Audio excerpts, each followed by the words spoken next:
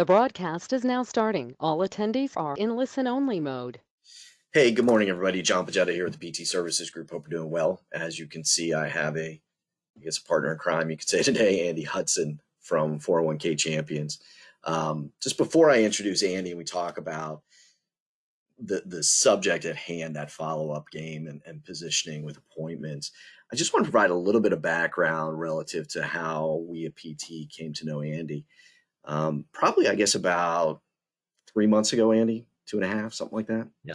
Yeah. One of our, yeah, PT client, mutual client introduced us to Andy and said, hey, might want to reach out. Done a lot of good work with Andy. As we subsequently learned, there's other clients of PTs that Andy works with as well, which is obviously terrific. It means we have the same audience and we have approaches that coexist well. And so that's where the backstory came, or the origin story to this lead in. Before I introduce Andy, just so everybody knows, if he seems or acts or seems a little off or is a little tired, he has a newborn at home named Cameron. How many days old are we talking, Andy? A week and a day. A week and a day, 8 days. So we've all been there, and I'm sure it's a crazy time. So as you go through, but the key here, and I know we all struggle, as I introduced it in the email out, with ghosting and people we feel we had a good first or second conversation with, and then they disappear on us. And so that's our subject at hand. And I guess before you dive in, Andy, can you provide some of that background, who you are and how you came to build out 401k Champion? Sure. Yeah. Welcome, everybody. Thank you, John. Looking forward to spending the next 30 minutes together. So I got into the space. I've been in the retirement basically my whole career. In 2012, started a consulting firm working with TPAs and advisors on growing their practice to the next level. And then through that, we've built what we call the Advisor 401k Playbook, which is a step-by-step process that helps advisors take their practice to the next level. And through that process, obviously, sales, follow up, all the things that we're going to talk about on the call today are a big part of what we look at when we approach an advisor's business and help them.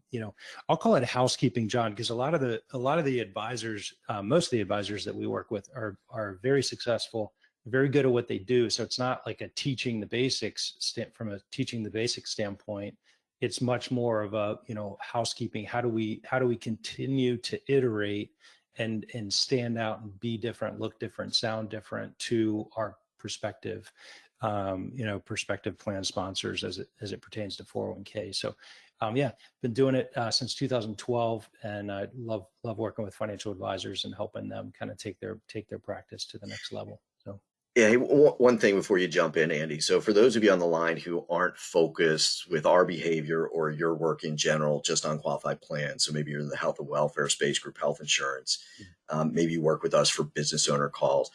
A lot of what Andy's going to talk about is universal, even if it's a different initiative, I guess would be a reasonable way to put it, in terms of how you engage and behave with prospects. So if you're not specifically on that qualified plan space, don't let that sway you away from the things that Andy's going to talk about. It's all a lot of really good stuff. So, yeah, super. Thank you for caveating that. Yep. So let's jump in. As everybody saw, John, in the announcement that you sent out, is this is really, like I said, this is really housekeeping. How can post meeting, when those clients, you do all this legwork up front with the prospect, right? You identify them, they're in your network. You've had conversations, you tried to bring it up, you made phone calls, however you initiated the relationship, you start to get some traction, you get agreement, you get the appointment, you make the presentation goes well because you didn't mark it as dead. They tell you they're going to follow up. It's something along those lines is what we typically hear from advisors. And then they don't follow up. So how do it's not completely dead. We know that, that prospect has a lot of things going on, and maybe something came up that they can't control. So how do you follow up, right? It's the age-old question. How do I follow up in a professional, in a comfortable for them, comfortable for you fashion, in a way that makes you stand out and doesn't? So we're going to look at some of those things today. And what I want to do is I want to compare and contrast from kind of a platform and our thought process, if you will, of how we look at an advisor's business. So we look at three levers or three pillars in your business. And if you're looking aspirationally to take your practice to the next level, it can be very tempting, and we've all done this in our own business. It's tempting, John, to work on sales, work on our service model, work on our growth map, and do a little bit of everything. And what we find, there's a lot more momentum when we figure out, okay, which one is actually causing a headwind or a bottleneck in your business. Let's address that. That will kind of release some of the what's holding us back and allow us to move forward more quickly. So we break those into sales, service model, growth map. As you said, that probably plays well, whether it's wealth or whatever other line of business somebody is in. In the space, and I think this is true of 401k and the other industries, but on the left-hand side, there's been a big shift in over the last, we'll call it maybe 15 years. Maybe that needs to be, stretched out a little bit more than that. But number one on the left-hand side was just an advisor saying, I will do the business, right? I can do the business. And then number two is the specialist that says, yes, I can do the business, but I'm proficient. Our service model, our team, what we deliver, how we show up, how, our responsiveness, all those things are very different. So on the left-hand side, the differentiation used to be that expertise, a long list of services that you can perform for that client, for that prospect. And that was the differentiator. But as the market has gotten more and more mature, as with all of the lines of business that you mentioned, it's no longer helpful to say, well, last year we did 22 things in our service model for 401k plans, and this year we added a 23rd. It just doesn't move the needle. You get to a point where it's just saturation. So on the right-hand side, I'm very visual. I always look at, okay, how do we create that number three, that level three, where we're standing out and we're no longer relying on the things that have gotten us the success that we've had. What's that number three look like in our practice? And I always apply it to, you can apply that thought process and that methodology to any area. So today we're going to talk about follow-ups, but it could be any of the things you see listed on the screen. So hopefully that makes sense. Question for the group on follow-up. So if we're talking about follow-up, are you, should you be selective? Should you follow up with everyone or only some prospects? Do you disagree with that? Agree or disagree? So be selective, don't follow up with some prospects. Do you disqualify, basically is what that's saying? Yeah, I think one of the things that we see here a lot, Andy, and as you talk to, and everybody on the line knows, they've interacted with our sales coach, Dan Hudock, and we talk a lot about having that upfront conversation around, it's okay to say no to me, but I'm also going to say no to some people. So are we good with that? And can we engage in that fashion and be honest about it? And I think what a lot of positioning now has gone from, hey, we're there to see if we can acquire the client. It's much more of a mutual interview today where, hey, I might say no or I might not. But I think the big piece there is you don't want to necessarily just abandon the prospect. It's okay. Tell them no. Tell them it's not a good fit or it's not something we want to continue with. And here's why. And maybe give them another resource where they can get some of the things they're looking for if they're not a good fit for your practice. Those kinds of things can be very helpful.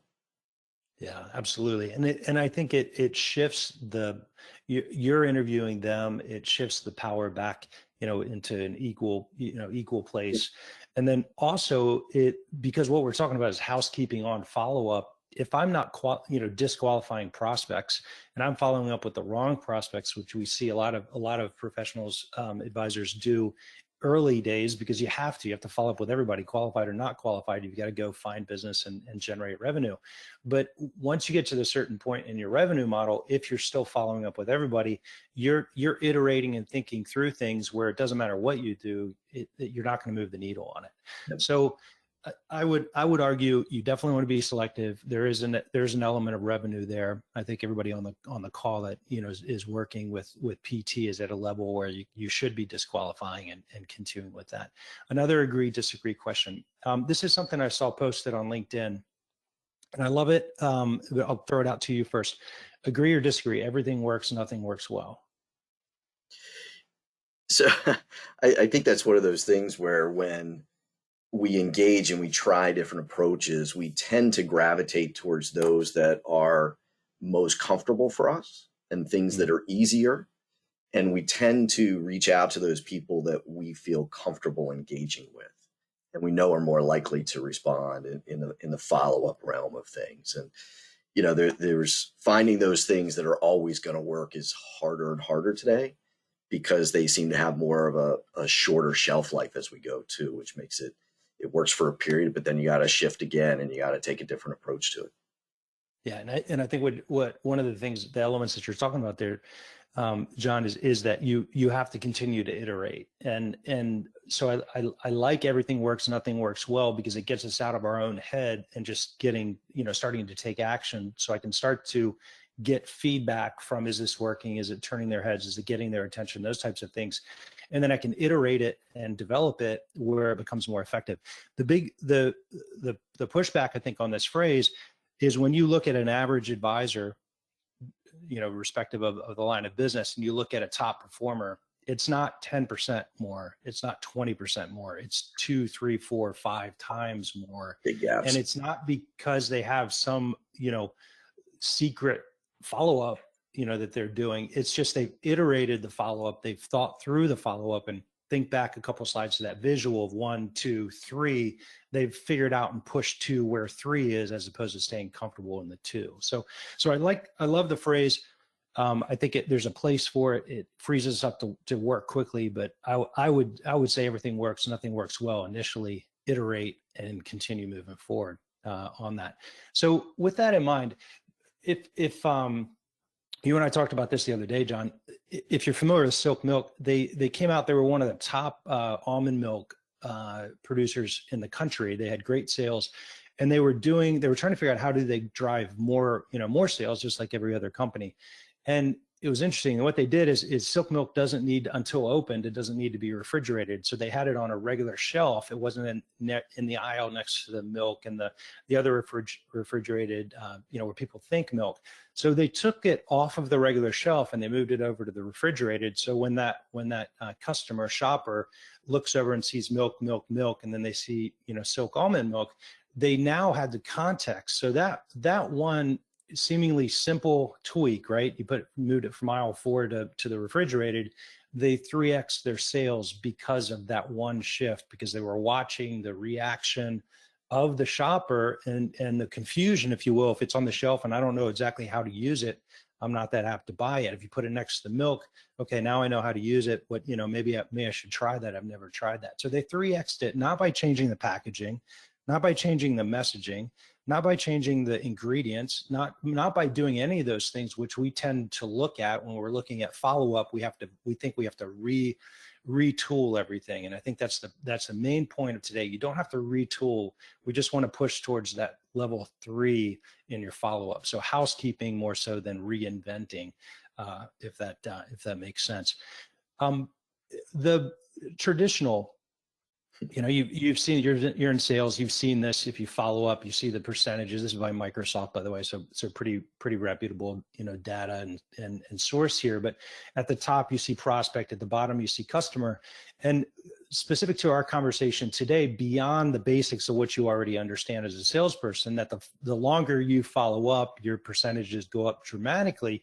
But this doesn't really take into consideration the 401k space. Once you give the presentation, how do you unlock it? How do you keep them from ghosting you? So you've done the follow-up, you've gotten the meeting, they haven't given you a yes, you've gotten a good read from them, you seem to be a good fit for them. That's what we want to look at today and kind of set the table there for that. So let's jump in. So when it comes to 401k, what percentage of your competition presents an extensive service list? And also the other lines of business, right? The bullet points would be different for that, but fiduciary, investments, 338, outcomes, benchmarking, et cetera, right? What percentage of your competition, when you're up against a competitor that it is in the space and is an expert and has a good reputation, what percentage are actually presenting all those things?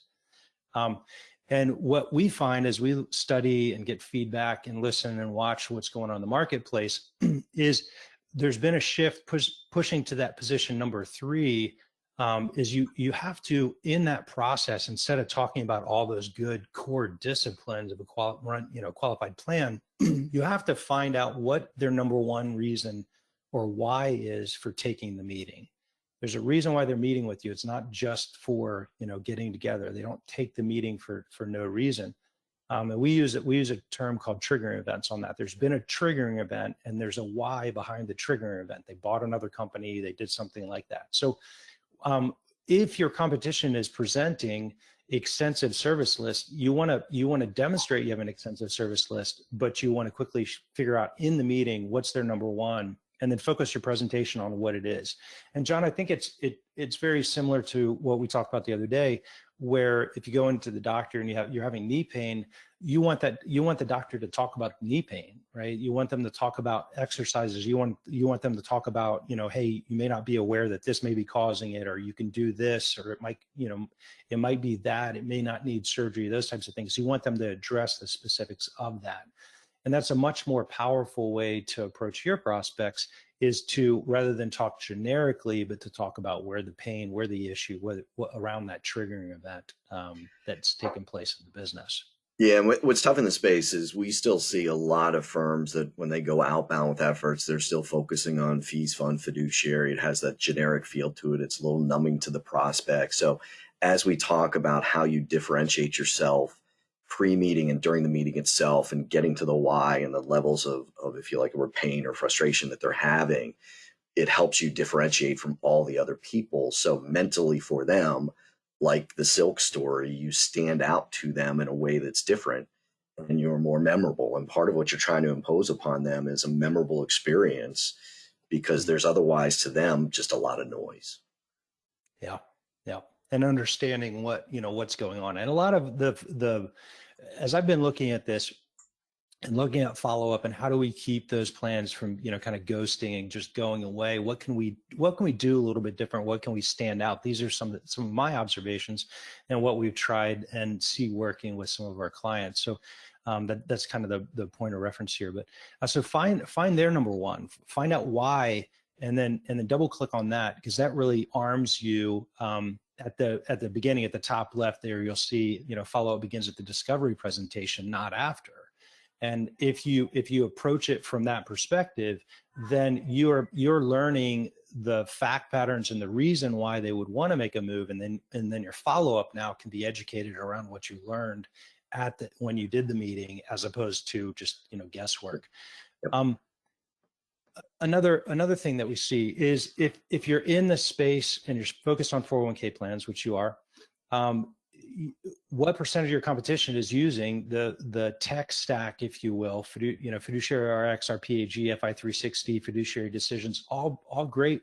I know most of the individuals at most of these firms, and it's great software. But if we understand that most of our competition is presenting this, and this was brought up, John, by an advisor that shared a story with me the other day, that had gone in and presented and was talking about a specific report, and the plan sponsor stopped them and said, wait, we've already heard about that. You don't need to tell us any more about that. The guy, the advisor that presented a minute ago had mentioned that report. Let's just move on past that. So so the tip here is promote your proprietary process, not the tech stack. So your process is powered by a tech stack, but you're not presenting the tech stack. And you are the brand. Your process is what you're offering, not the tech stack. Yep. And follow-up statements. So you've done the meeting. You've figured out the why. You've presented a proprietary process, right? So we're starting to stack things in your favor and keep them from ghosting. But what are follow-up statements? What follow-up statements are you using? And if you look at this and you think through and I catch myself doing this, do the same thing. You leave a voicemail and you catch yourself saying something like, hey, I'm circling back, or, have you had a chance to make a decision, or have you, it's natural to say that. The context, though, of the person on the other end of the line, when they hear that, is it immediately we only use that, vernacular when we're in a sales situation. So it's not really helpful to use for you or for them to just double click on, hey, we were going to meet I didn't hear back from you, those types of things. So following up with value, how can you follow up with value and replace these phrases with something of value that builds on what you uncovered in the meeting is, and once again, it starts at the meeting, not after the meeting, but thinking value and replacing these phrases with value. So that's another point of contrast. The other thing that we noticed, John, is, follow-up materials, right? We think about it and you look around at what advisors are sending out, and it's convenient to send a newsletter. I'll just stay in front of them, keep my logo, my company name in front of them. I saw a nice article on fiduciary. Let me send them something on 338. Maybe employee outcomes, right? All good stuff, all core disciplines. But once again, going back to if you flushed out what their number one was, you should have, maybe a case study, maybe, you take a newsletter that's around a particular one of the core disciplines of a qualified plan, and you point out, you have an intro to the newsletter that talks about, if your concern is fiduciary, take a look at at this article or something like that, that positions it, that plays off of the conversation that you had at the discovery meeting. So that they know, hey, you're listening. Once again, this is about knee pain. You're telling them something about their knee and something that would be helpful to them. So the follow-up should be really focused as opposed to generic, and that's kind of pushing it to that level 3 as well. Yeah, I think that list that you have there, Andy, it's one thing if they're on a drip and you met and they didn't say go away and don't ever come back. It's more of a no, not now, and you want to stay in touch. Those things make sense. But when they've given you a why and you're just sending them a newsletter saying, hey, you might find interest here or something like that to just get a touch, it kind of gets lost in the noise because it doesn't revert back to the why you met in the first place and where their focus lies. So. Yeah, no, it's a good point. And I think as you start to make a shift to one of the things that we talk a lot about with our advisors is making your marketing and your sales conversation the same thing as your service when you're delivering the service conversation. So what you introduce at point of sale is actually your methodology, your process that you're going to be meeting with them after they hire you and implementing that process that you introduced to them. It's the same thing with the marketing, I think, in the sense that as you start to make the shift from generic pieces and you start to think about, okay, if this is fiduciary, let's think about fiduciary and the content a little bit differently. Let's think about as though this was a prospect that I want to follow up with that told me their issue is fiduciary, and write or find or have somebody write the content for you around fiduciary as though you're following up with the fiduciary. You could share that with another, to your point, you could share that with another prospect that you're just trying to drip on and stay warm with. You could share that specific content that was created for the follow-up and deliver it in a drip, in a drip sequence.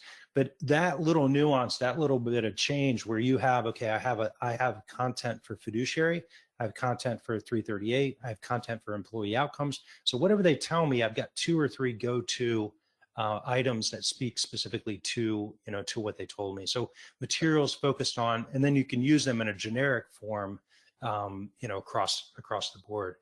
So that rinse and repeat, when I do that with my marketing and sales, and I'm doing the same thing on the client service side of things, I can then share fiduciary practices with my clients, the same piece that I created to drip on and follow up with my prospects.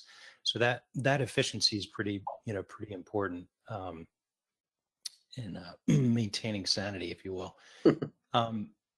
Another thing, John, that we see a lot is, and I think we're all guilty of, I prefer phone. I'd rather pick up the phone and just call somebody. I think you shared, you're more of, if somebody wants to get a hold of you, text you.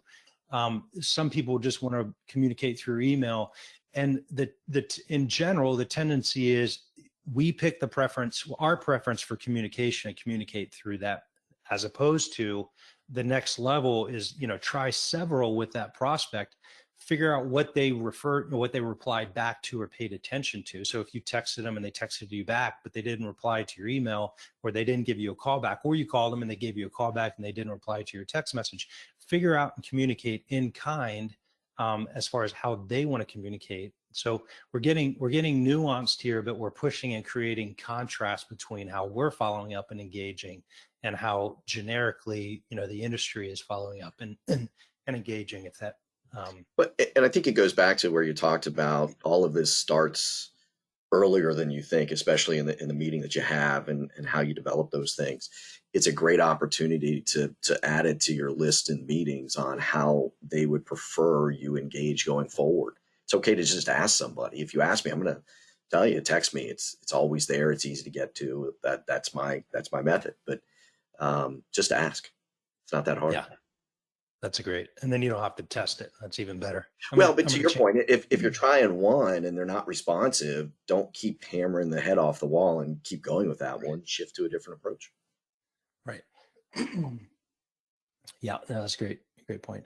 Um, what about the number of follow-ups, right? And this is something we alluded to, in one of the first slides that had the step down and talked about, number of follow-ups. And this is, I think, comes from some of the data that you've seen, John, and when your team is calling out, and that when I compare and contrast, let me start there. When I compare and contrast what I hear from various advisors and what I see and have seen, is it can vary, right? This is nuance again, this is housekeeping, but it varies from one person. It's until I feel like, okay, this isn't going anywhere, or I'm frustrated and I haven't heard anything back. It depends on how busy, what time of year and what we have on our plate, right? Can I get to that follow-up? Can I do those types of things? And going back to one of the things I said earlier, the average advisor versus a top advisor, it's not 10 or 20% more, revenue, success, whatever you want to call it. It's exponential. It's 3, 4, 5, 6 times or more of what the common person's doing. And when I watch advisors that are extremely successful, they'll decide whatever that year for you, the number might be 12, it might be 14, it might be 16, but they pick the number and they work that number and will do the follow-up that many times with all prospects, whether they feel like that prospect is not going anywhere or not, because we've all seen the instance where, like, man, I thought that was dead, and they just signed up today type thing. So we're not letting the variable, not letting the emotions, not letting the work, the amount of work that you have on your plate and things coming at you determine what is your follow-up process, what's the number of touches that you're going to do, and then how are you doing those and dripping those with value and some of the things we talked about through this. John, when you get to 16, can you expand on that just for a minute? When we get there, what we do, or yeah, what are your thoughts? Like what has led to the 16 number? And then maybe just a little bit about your thoughts and process there. Yeah, so there's a lot of aspects there, and we have a lot of conversations with our clients, and just for everybody's benefit, it's only PT clients on the line, so everybody is kind of relatable to your circumstances. It's tough though. Advisors, when we catch advisors, they're really honest with us. We have some advisors say, look, if I don't get the second meeting when I leave the first, it's kind of out of mind and I move on. And so we've asked them to hand those back to us and let us help you from there. So there's that nature of people hire us because we do what they don't want to do. And we can meet that persistence factor. And so as you go through, we know a lot of people will give up after 2, 3, 4, 5 follow-ups, let alone how many it takes to get the appointment in the first place. And so being different about how you follow up, having variety to how you follow up, but that consistency factor to it is big. And we know the advisors are in a busy element. They've got a lot of things going on around them. And it's easy to push this sort of follow-up aside because there's other things you'd rather be doing and other things that are on fire that you have to take care of. And so it's hard to map out that plan or program for follow-up, but it's incredibly effective if you map out the consistency, the variety, and then just go do it. But it's easy to say, and it's harder to do. Yeah, absolutely. And I love what you said about, you get to 4 and there's some fatigue there, and there's a handoff back to your team to maybe take 5 and 6, on, and then, set a meeting, and then you're back in there. So sometimes it's not about carrying it the entire way, ourselves. It's leveraging your team. It's leveraging people on their team. If you have an assistant, teeing up a couple of things where you start to experience fatigue on the follow up, or you just need to give it a little bit more time. So that's awesome. we talked about this, booking this is kind of a fundamental reminder, if you will, booking the meeting. And we've all done it. Usually, right, we book the meeting, book the next call, we know to do it. Focus on getting, we're focused, unfortunately, a lot of times our focus is on getting the meeting rather than, and the point here is book the meeting every time and then anchor the meeting around the prospect's next schedule activity or action they want to take. So for 401k, it's, they might have, something coming up with the employees, EE. They might have a meeting with the, decision makers or the business owner. They may have a benefits enrollment that are coming up, and that would be a natural time to talk about and to readdress or make decisions or announce changes, those types of things. So what do they already have built in that you can anchor to and then hold them to and create a sense of urgency with that? So that really helps. So in total, you've got 5 things. So find their number one, why they took the meeting, and focus your presentation on that. So you really get deep into what's going on with the business. Promote your proprietary process, not your tech stack. Don't talk about the technology, talk about what the outcomes and those types of things. Follow-up begins at your meeting, and follow up with value. Value only happens if you start your follow-up at the meeting. Materials should be focused on their number one why, not generic core disciplines of what's going on. If you know what their number one is, then you can make sure you get content to them about that, and then communicate with them in their preferred method of the way they like to and prefer to communicate. And you do those things, and that's really pushing towards that level 3. The proprietary process is mentioned in number 2. One of the big things we see and try to push clients to is a proprietary process, where you can only get it if you hire that particular advisor. Is the only way. They can't go down the street and get a benchmark or get whatever else, what other core task or discipline is involved with the plan. But these are great ways to kind of think through, go through the punch list here of 5. Make sure you're booking the appointment, make sure you're following up 16 times, and that will really elevate and eliminate a lot of the ghosting that's taken place or can take place, that's out of your control. Yeah, to your point on the value side, because I fall into this trap. If I'm in a hurry, especially, and I'm following up with an advisor, and I'll take those moments. I shoot out a note, and it's hey, following up on, and just want to see what our next step is. I'm generic with it, and I'm bland with it. It's not specific to the why behind their evaluation of hiring PT. And I know we think of it as, hey, we had that meeting. Everybody knows what the subject was, but that person has a lot that's gone on since you've had a meeting with them. And it's not their number one issue. It's just not. The business and the viability of the business and all those things happening are. So there's really little things we do when we call and set an appointment. We close out every appointment that we've set with a value statement. And we actually noticed a double-digit increase in the appointments that meet when we use that value statement. So to give you some perspective, what I mean by that, the caller goes through, they've closed everything out. Hey, David, will see you Tuesday at 2:00. Looking forward to it.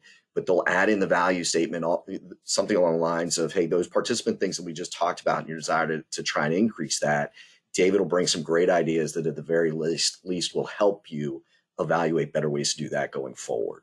And when we close out with that, there's a noticeable increase in the MET ratios.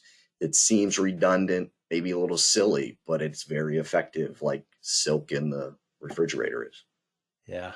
No, that's a great idea. And one of the other challenges I think that everybody faces is, it's fresh when you get off the phone. You know exactly what the triggers are and where the value is.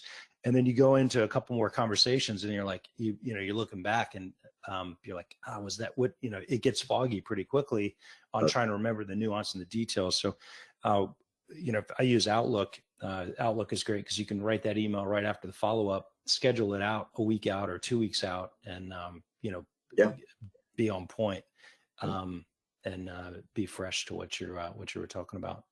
So one of the things I really enjoy is getting to work with advisors. John and David Miller has worked with us for a couple of years now. We've just helped him kind of through, like we did today in this process of follow-up, helped him think through his process. How does he go to market? How does he look different? How does he do some of those types of things? So it's a lot of fun to take each area, each of those pillars, and kind of pull it apart and say, okay, how can we, the advisor is doing the hard part of the expertise and of going out and finding the business and that type of stuff. How can we iterate and change and make them do things a little bit differently, so that there's contrast between them in a very competitive marketplace. Yep. So that's a little. In closing here, John, and anything else you want to add in? What are some other ways that we can leverage the PT team? Yeah, so there's a couple stories. One actually relates back to David. David's been using PT for about 10, 11 years now, give or take. And I remember I sat down at an RPAG event with him. It was one of the carve out summits. And I asked him if he had ever used our services to call appointments that he had met with 1, 2, 3, 4 years prior to try and get back. So people he'd really want to get back in with, but for whatever reason it hadn't materialized. And he had an interesting reaction. His first reaction after he thought about it was, hey, are you guys running out of people to call or something happening there? And it wasn't the case. He's in Houston, so it's a big market. But he was a little tentative at first because he was trying to figure it out. And then he started engaging. We started setting. So you can always think about us to help get you back in the door, whether it's 2 weeks later, 2 years, 4 years later. But one of the really interesting things he did on those was we set them. And he told me a story about one that he eventually he did close off of that. But he said, as the appointment was coming up, I decided to do the confirmation calls for those not have PT because I know them. I've met them before. And he asked a very important question before he took a 45-minute drive each way. He asked, well, hey, since we met last, what's changed that would have you want to meet again and consider moving forward? And that one question, the person just shared a lot. And it came down to the owner's now in a different mindset relative to it. And I think there's an opportunity here. But it allowed him to take their original why, tie it together with that. And that's what the meeting was now about. So I think there's a lot of value in circling back sometimes. If you're not picking up the phone, you're not consistent about it, you want us to make some of the post-meeting touches, let us know. We'll happily engage there and help in that front too. Yeah, that's great. Yeah, sometimes the tendency is to move on and find new names, right? Yep. And we've already tilled the ground, if you will, and established credibility and started to build relationships. And there's a lot more opportunity there for sure. So. Yep, absolutely, great stuff. Okay. Anything you want to leave everybody with on a I don't know, a bonus, an add-on note, a thought, how to get in touch with you, all that kind of stuff? If you're looking to for ways to push to that level 3 in your practice in one of the pillars, sales, service model, or growth map, you can ping me on LinkedIn, Andy Hudson, or you can Andy at 401kchampions.com. Love to talk to you about what we're seeing work in some of those specific areas that you're trying to solve for, and help you there. So yeah. So just one last bonus idea and a few housekeeping things. On the housekeeping side, we'll send out a replay. We'll include the slide deck so that Andy has there. So you have just the deck itself. We'll include all his contact information. There's a couple other pieces you'll get from us. We have a pre-meeting checklist. We have a post-meeting checklist. We'll include those as well. But there's a lot of great approaches that Andy has. And after we learn the overlap we have in clientele and how well things have gone, where we coexist and we complement each other quite well, it's a great chance to have a conversation with Andy in that realm. The one last idea, and I'll include this in the email follow-up, I've shared this with a handful of you so far. When you've met your kind of wit's end with people ghosting you, is I have an approach that I picked up from somebody on LinkedIn, and it's a final email that you send. You include the follow-up stream that you've sent. You erase the subject line. There's no body to the email, and you just type in, "Have I lost you?" And about literally 85% of the time, I get a response. It's not always the response I want. It's frequently a no, and that's why they haven't engaged with me recently. But that's okay. I've got a closeout answer for the moment. It to some degree, I think, guilts people into, hey, I should respond. I need to communicate, that kind of thing. And I'm also, in essence, giving them permission again to say no. And so I'll include a sample of an actual email chain and follow-up that you might find some help with that too, if you're on touch 17 and you just haven't gotten anywhere, sometimes it can help. So, all right. Yeah, that's All great. right. Hey, great stuff. Enjoy Thank your time. you, Don. Yeah. Thanks, everybody. Thanks. Take care now. Have a great day. You too. Bye.